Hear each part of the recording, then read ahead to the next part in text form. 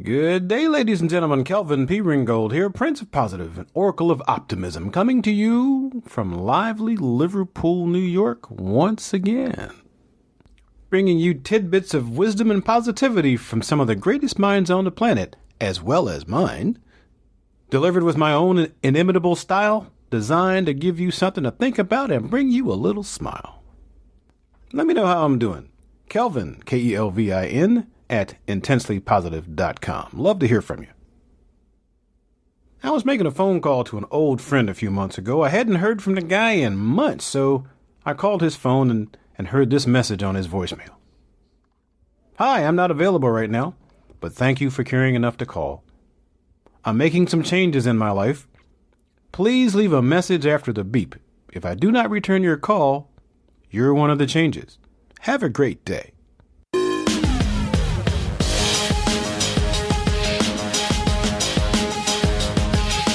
Welcome to the Intensely Positive Podcast with your host, Kelvin P. Ringgold. Preset your mindset to make every day count and make positivity your way of life. Are you ready? Let's just do this. That was so awesome. Was that an awesome message or what? If I don't return your call, you're one of the changes. Ha! Love that. Now, tell me the truth. What do you think? Would you have left a message there? Did you leave a message? Would you leave a message to see if he called you back? Check in. Go ahead. Do it. Leave it. Leave your name. But have you ever thought about the changes you might need to make in your life? It's kind of strange. We change everything in our lives after we've had them for a while. We change addresses, we change cars, phones, we get new clothes, we go new places.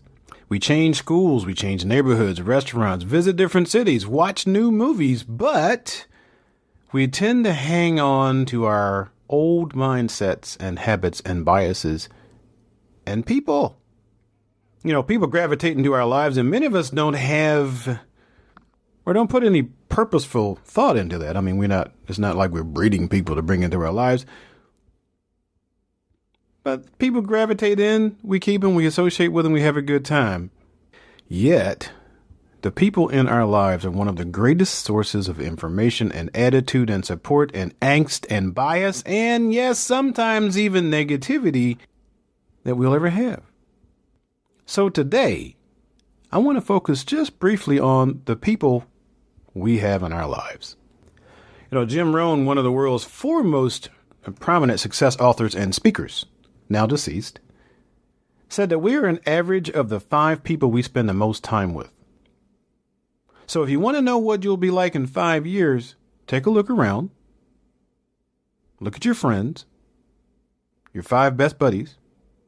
And if that scares you, you might want to change your voicemail message.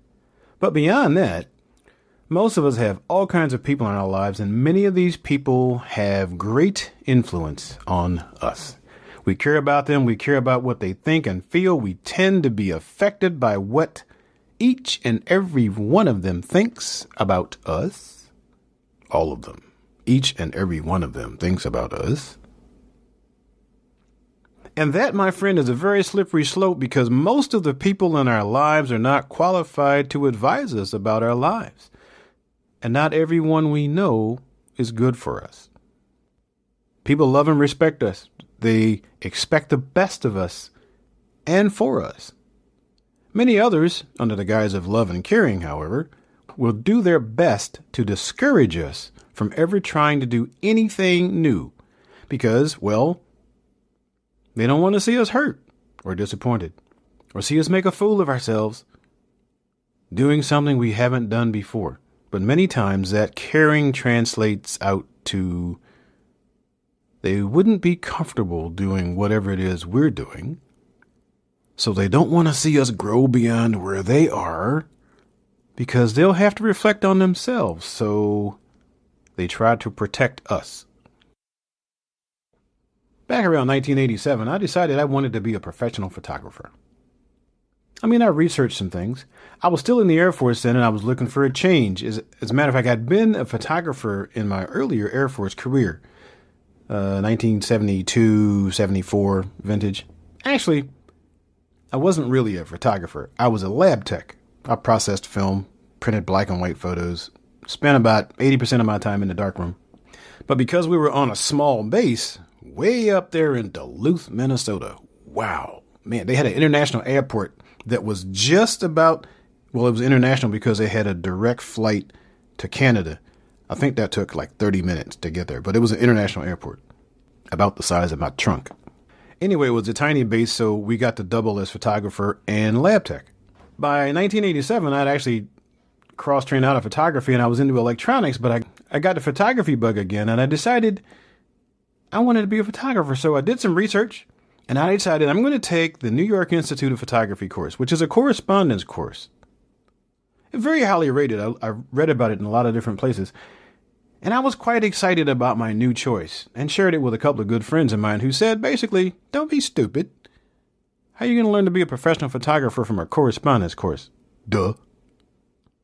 Now, neither of them was a photographer or even owned a camera that I remember at the time. But guess what? They were giving me advice. And guess what else? Luckily, they were wrong. They were wrong for a couple of reasons. One reason is they didn't know me, not that well. They didn't know my drive. They didn't know my passion. They didn't know my desire. So they weren't really qualified to advise me in that instance.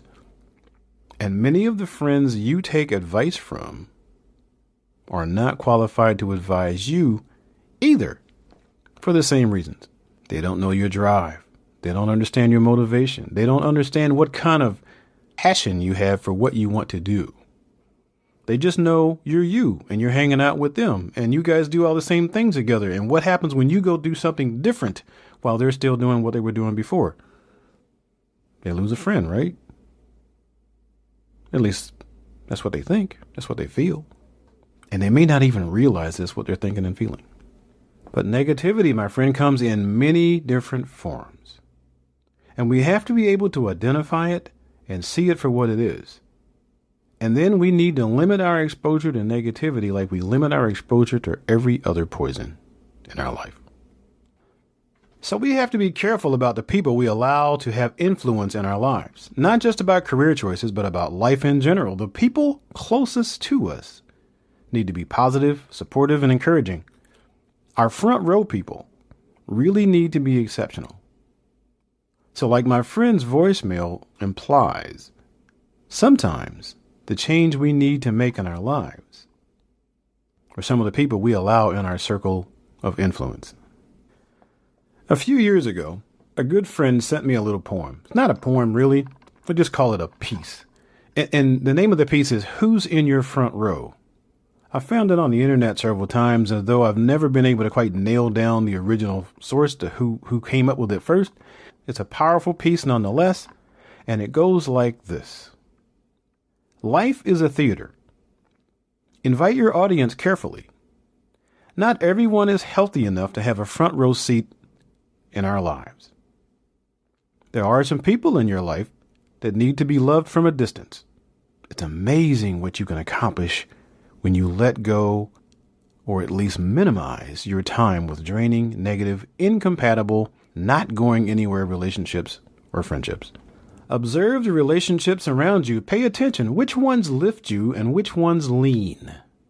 Which ones encourage and which ones discourage? Which ones are on a path of growth uphill and which ones are going downhill? When you leave certain people, do you feel better or do you feel worse?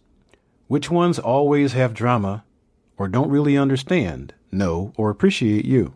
The more you seek quality, respect, growth, peace of mind, love, and truth around you, the easier it will become for you to decide who gets to sit in the front row and who should be moved to the balcony of your life. Remember that the people we hang with will all have an impact on both our lives and our income. So we must be careful to choose the people we hang out with, as well as the information with which we feed our mind. We should not share our dreams with negative people, nor allow them to feed us with negative thoughts. Who is in your front row. Now, I think that's a little piece worth thinking about, don't you? So think about it for a while. And we'll see you next time.